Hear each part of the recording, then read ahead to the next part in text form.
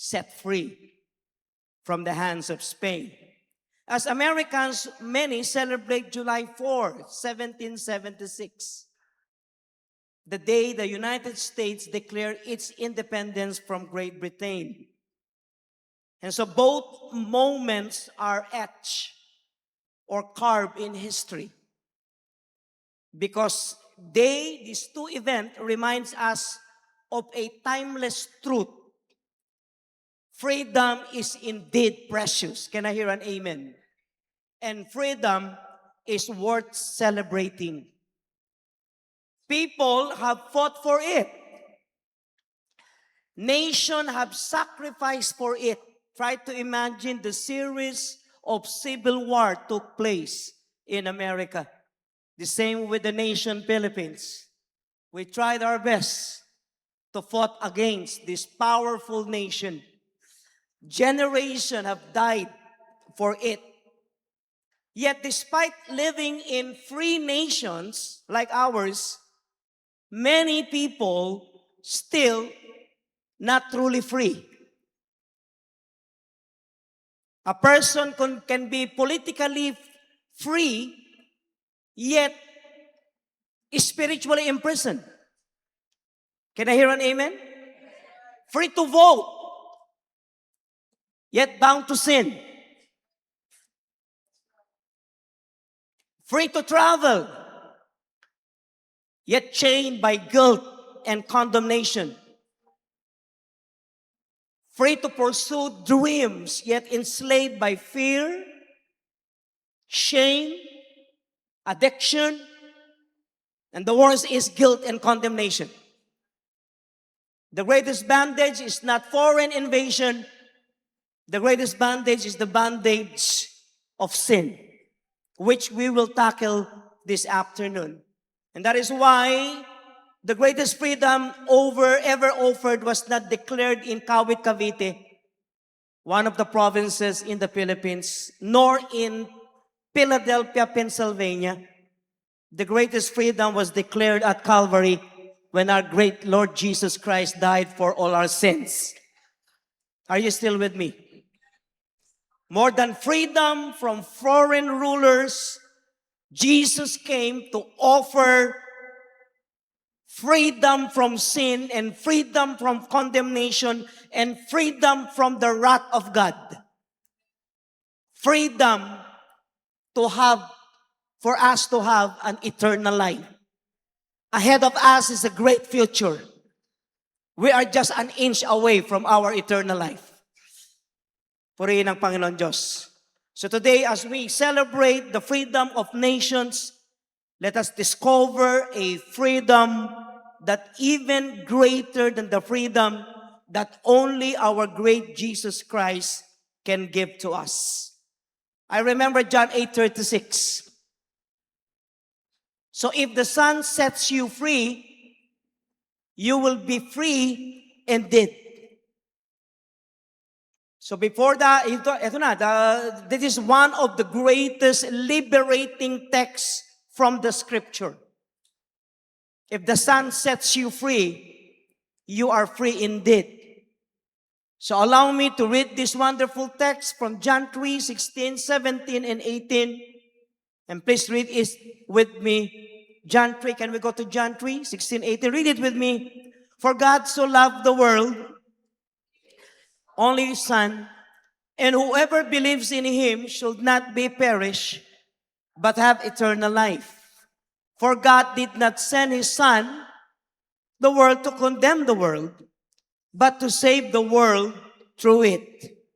Whoever believes in Him is not condemned, but whoever does not believe stands condemned already, because they have not believed in the name of God's one and only Son. Jump to 36. Whoever believes in the Son has eternal life, but whoever rejects the Son will not see life, for God's wrath remains on them. May the good Lord bless the reading of the word. Can we give God a round of applause, please? So the question is, how did we gain our freedom through Christ? How did we, all of us, gain our freedom through Christ? I know some of you will think quoting John 3:16 is a very basic text from the scripture, because some says that it is just the ABC of the Bible. But I beg to disagree, because John 3:16, which is the gospel, is not basic. It is not the ABC, but it is the ABCDEFG up to STQRSTUVWXYZ. It is everything. Because John 3:16 summarizes the great work of Christ in us. But we cannot understand this fully outside verse 17 and even without verse 18. So I'll try my best to share it with you. So how did we gain our freedom through Christ will be our question number one. Are you ready? Can I hear an amen? Is your amen ready? Very good. Number one, Jesus sets us free from destruction. Verse 16. For God so loved the world, He gave His only Son, that whoever believes in Him should not be perished, but have everlasting life. Let's have a candid look for the word destruction or perish. From the Greek word apolemy. Apolemy or apolemai. It means to be destroyed, to be ruined, to be lost eternally. That is the word apolemai. So before Christ, humanity was not just merely struggling with life. Humanity was heading toward destruction because of deliberately sinning. Man cannot save himself because he faces five overwhelming truths.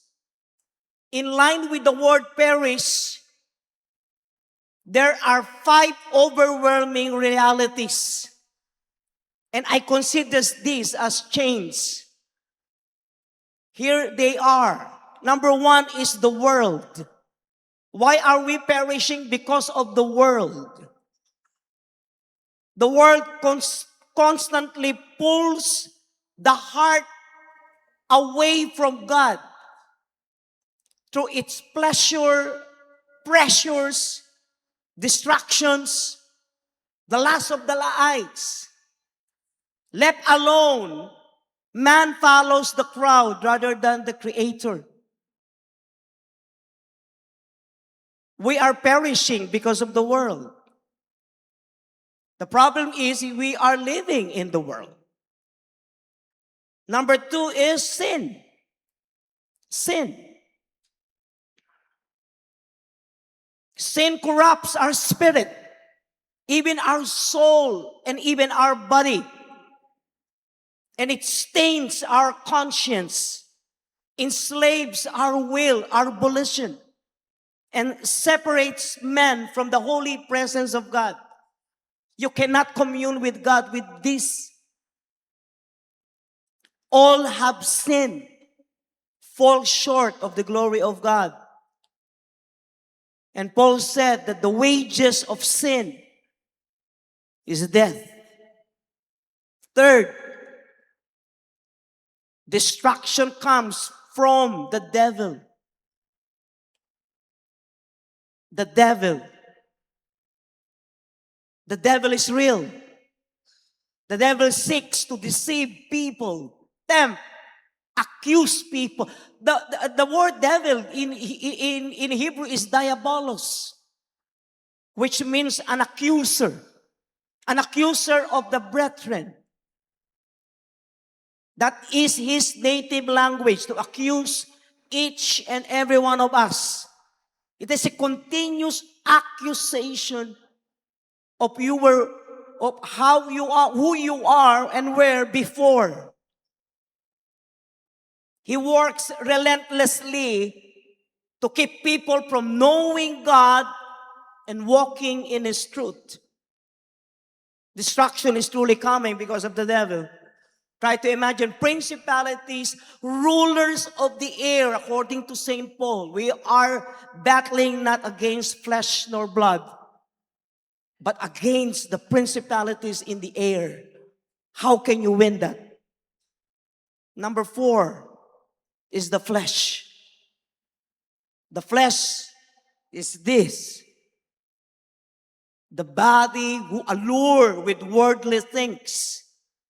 And within every person in a fallen nature that craves what God forbids. Pride, greed, lust, selfishness, jealousies, every form of sinful desires. The sinful tendencies of man is enormous. The greatest enemy is often the one that lives within our sinful tendencies. It is real. It is happening even to those who are near with God. Even to the pastors, it's happening every day. Every single moment of our life. There is a battle within. Number 5 is the wrath of God. Because God is holy, God is just, His righteousness, His righteous wrath stands against sin. As rebellion continues, definitely judgment accumulates. No sinner can stand before holy God from His divine mercy. If they sin against Him, they cannot stand in front of a God who is holy. And because of God, the reality of the Word of God is always manifesting in the world. So these 5 elements is the result of a strong bondage of slavery. Men are fully enslaved. We are heading toward our destruction. No one can stop it. But, can you say it with me, but? Say it with me, but. Wow, there is a but. Is freedom possible? The answer is yes. Can you tell it to the person beside you? It is yes. Come on, tell it. Yes. Hallelujah. I say hallelujah. Imagine a man trapped in a burning building. He cannot save himself.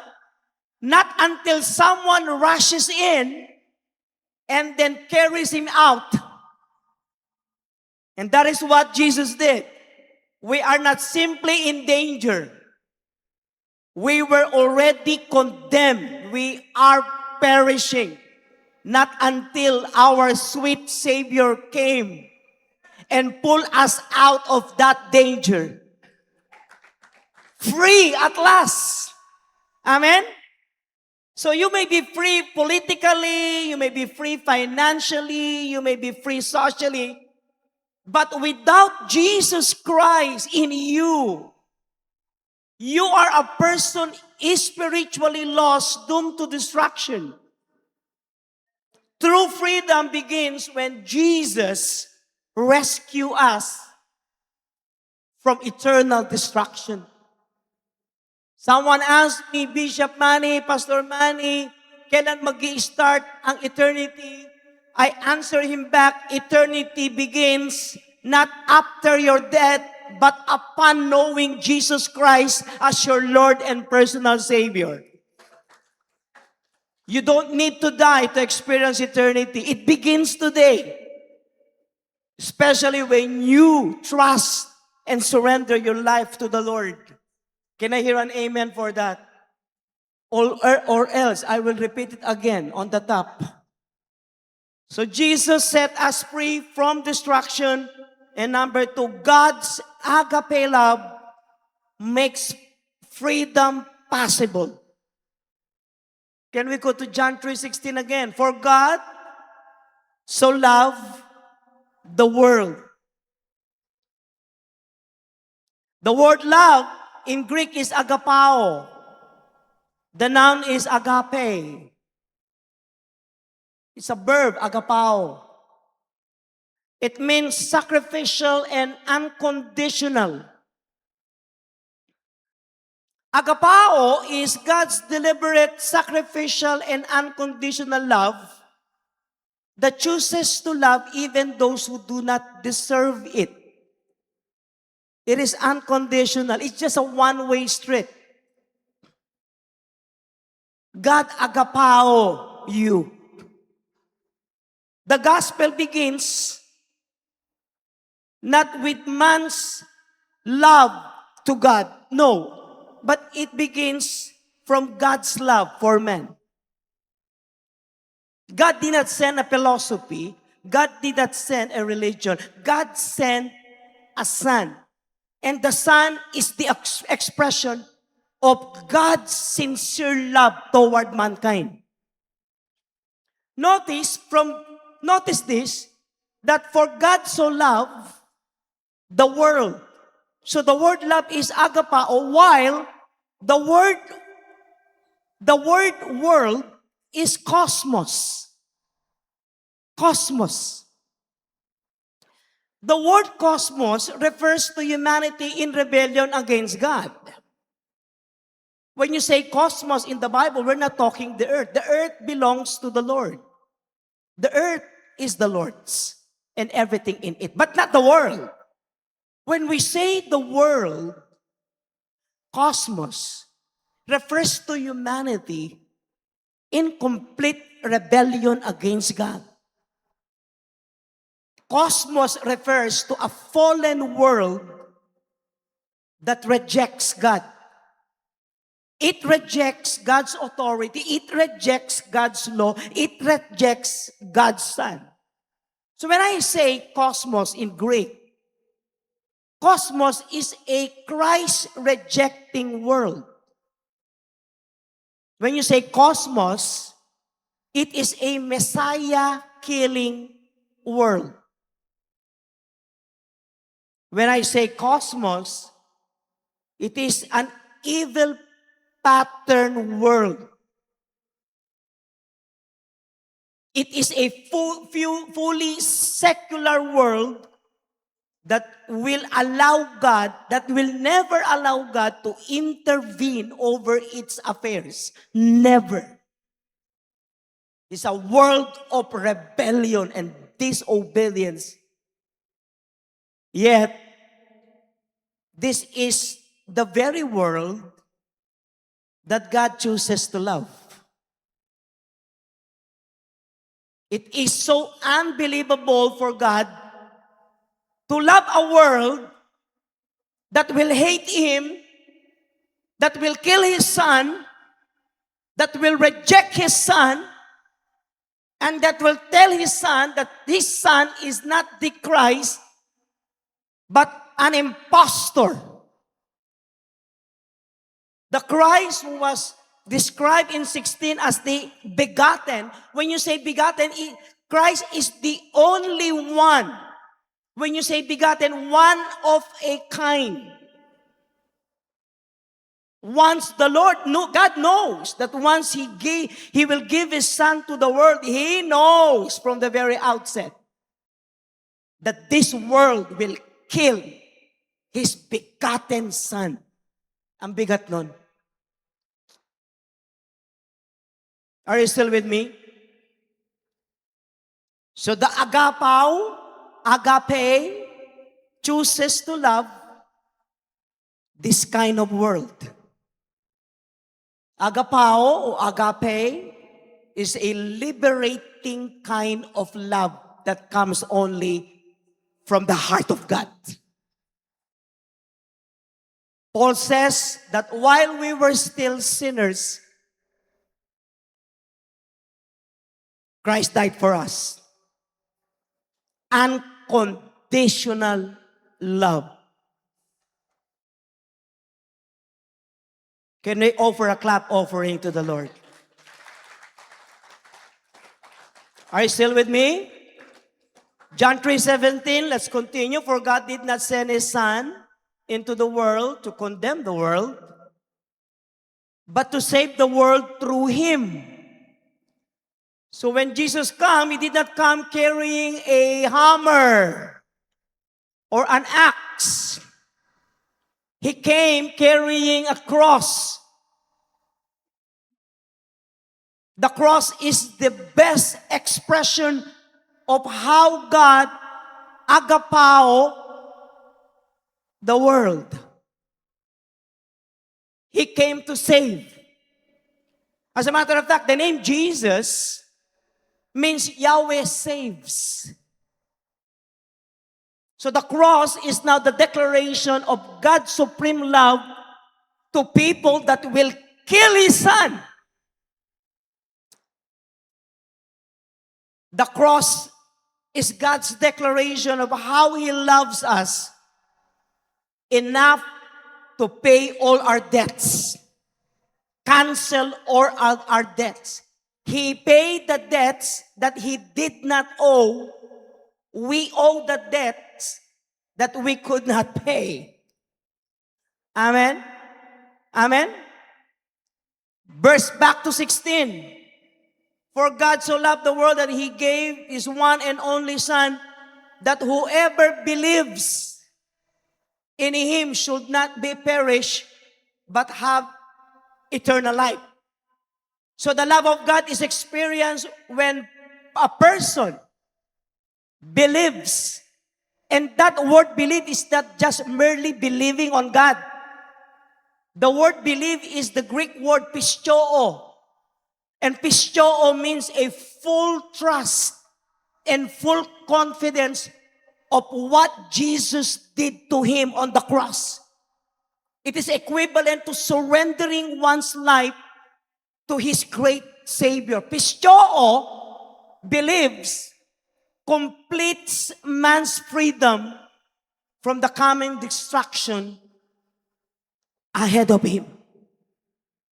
Whoever believes in him should not. Destruction stops when a person believes on what Jesus did for him.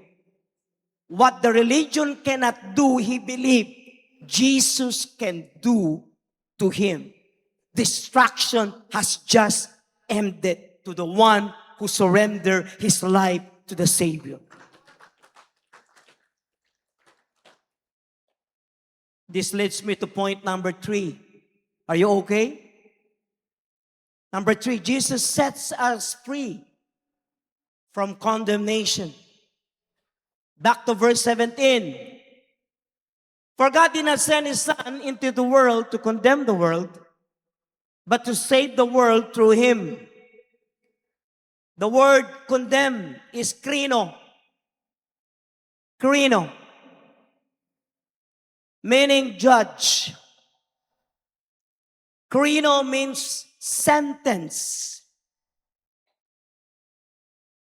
Krino means declared guilty. This is perhaps the greatest freedom of all. Being a child of God doesn't mean that you will not go to hell. Going to hell has already stopped. But being a son or child of God means understanding that there is no more condemnation to those who are in Christ Jesus. This is the greatest freedom. Freedom from condemnation. So when we place our faith in Christ, God now removes the verdict of guilt and of condemnation from us. The Savior Jesus Christ, the Lord, becomes now our Savior.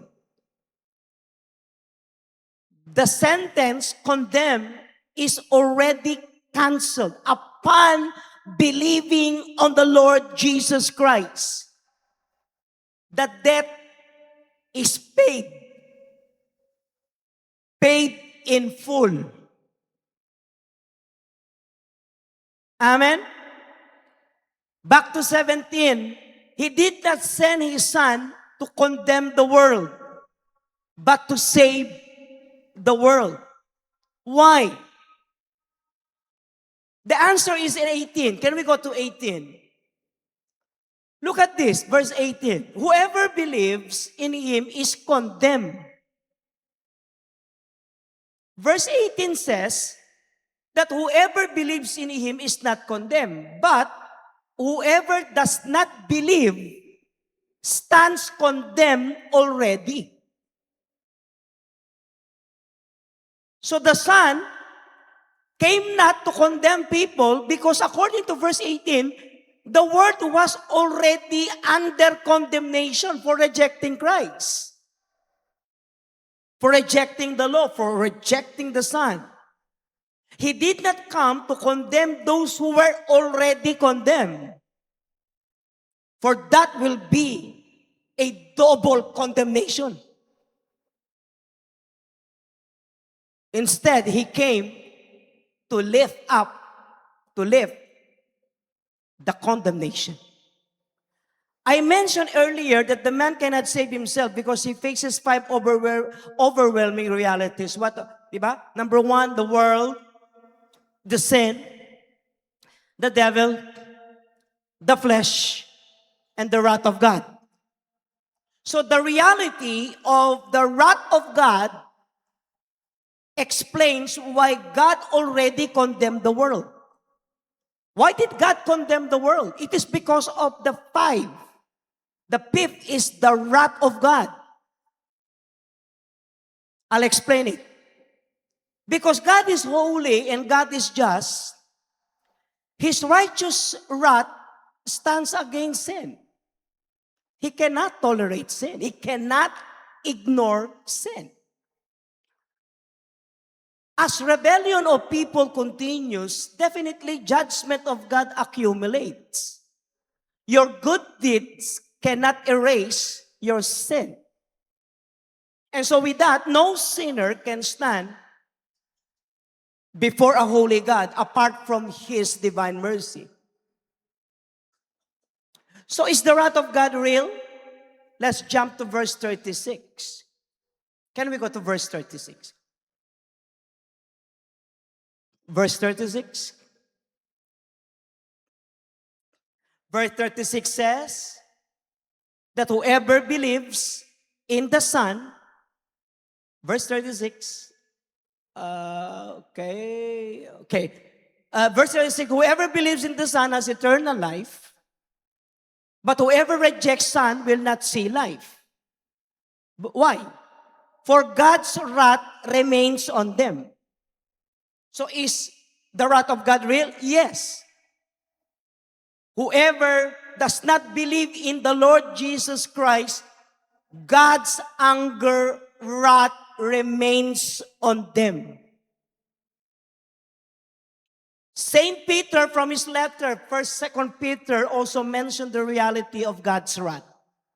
Because some people and some pastors keep on telling the world that God so loved the world, which is true. I cannot deny that one of the greatest attributes of God is that God is the God of love. Can I hear an amen? But the reality is, beside God is the God of love, God is also a just God. He will not ignore sin. Every person will pay for what he did against his rebellion from God. So Peter always mentioned about God's wrath. Amazingly, if you go to Revelation, particularly chapter 16, the Apostle John mentioned about God's wrath. The title is The 7 Bowls of the Wrath of God.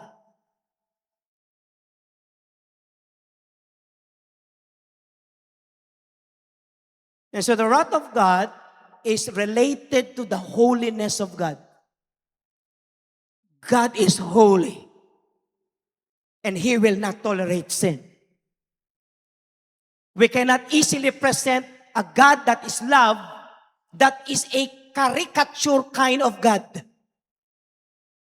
Magnifying one attributes over other attribute of the Lord. We cannot do that. God is whole. God is the God of mercy. God is the God of just. God is the God of love. God is a kind God. God is a God of faithfulness. But also God is a God of wrath. So God's wrath is rooted in His holiness, in His justice, because it is also the wrath of God is connected to the holiness of God. And that is also one of the best attributes of God. God will judge sin because God is just. He will not ignore sin.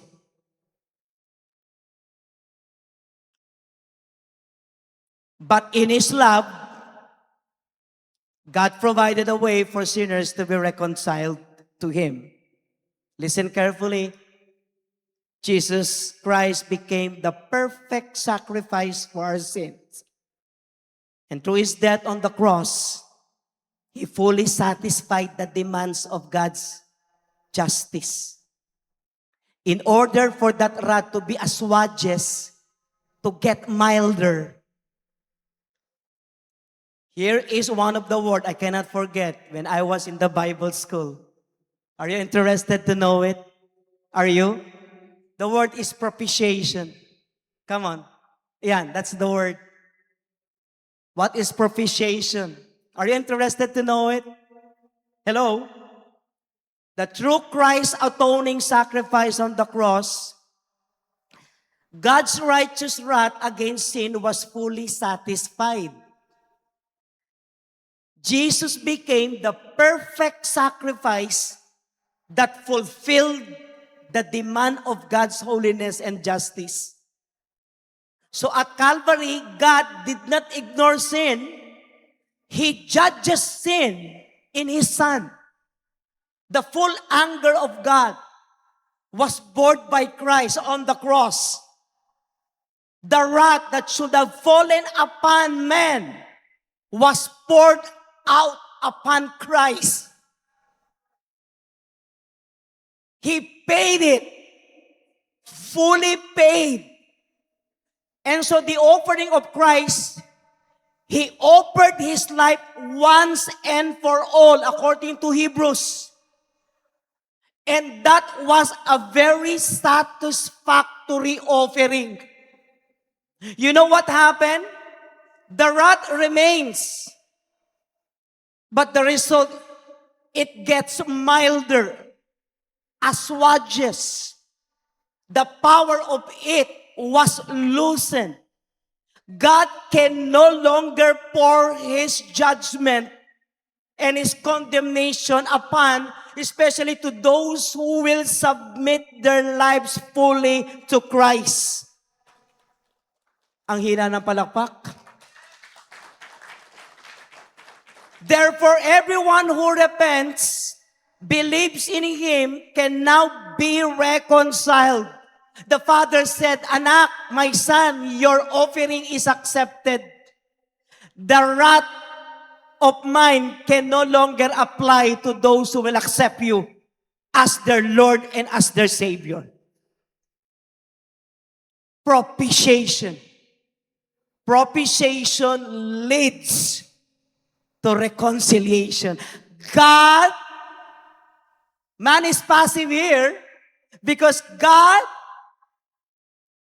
reconciled Himself to men through the atoning sacrifice of Jesus Christ He did on Calvary 2,000 years ago. Results, condemnation now is lifted. Wrath gets milder. Sins are forgiven and forgotten. Amen? World is overcome. The devil is defeated. Not only defeated, also disarmed. Defeated, disarmed. I hope you understand it. Hell is closed. Heaven now is open. Our weakness now can turn to growth, to maturity, and to spiritual progress. Here is the result. The result of Christ's saving power or work. Condemnation is lifted. God's wrath is satisfied. Sins are forgiven, remembered no more. The world is overcome. The power of flesh is weakened. The devil is defeated. Hell is closed. So heaven is open. Weakness now is transformed into growth, maturity, and progress. That is true freedom. Isn't it? That is true freedom. Hallelujah. Blessed is the pastor who preach short messages, for he will taste the food outside. Are you still with me? Here is the conclusion. Jesus did not merely save us from sin. He freed us from condemnation, satisfied God's wrath, defeated the devil, broke the power of flesh and of the world, opened heaven, and began transforming us into the people God created us to be. Do you know that you are sitting with a person who is the best picture of Jesus in the world? Look at him. Look at her. He is the best picture of Jesus Christ. Amen? Round of applause, please. What a marvelous freedom we have in Christ. We were condemned, but now we are justified. Do you know what justified means? As if that you never committed a single sin. That is the word justify. We don't hear our wife justifying in the house, but not this justification. As if that you never committed a single sin. What God forgives, forgotten. Amen? Blessed is the man whose sins are forgiven, but blessed also is the man whose sins are forgotten by an all-knowing God. We were condemned, we are justified, we were under wrath, but now we have peace with God. We are guilty before, but now we are forgiven. We were slaves to sin, but now we are free. We were overcome by the world, but now we are overcomers. We were controlled by the flesh, but now we walk in the Spirit. We were under the power of the devil, now we stand victorious with Christ on the cross. We are more than an overcomer. Amen. We are headed to hell, but now heaven is our future home. We were weak, we were broken, but now God is transforming us from glory to glory. Apostle Paul says that he who began a good work in you will carry it on to completion until the final day of the Lord Jesus Christ. As I conclude, this is not merely self-improvement. This is salvation. This is not merely a second chance. This is new life. This is not merely religion. This is reconciliation with the living God through Jesus Christ our Lord. John 3:16, for God so loved the world that He gave His only begotten Son, that whoever believes in Him should not be perished, but have eternal life. So the greatest freedom is the freedom won in Calvary or at Calvary when the Son of God died and rose again. The sinners could be set free. we are free. Walk like a free man. Amen. In lieu of our Independence Day celebration, let us reflect on the freedom Christ sets for us. Last text. If the Son set you free, you will be free. Indeed. It's a short text. Can we all stand and tell it to the person beside you? So if the Son sets you free, you are free indeed. Come on, come on.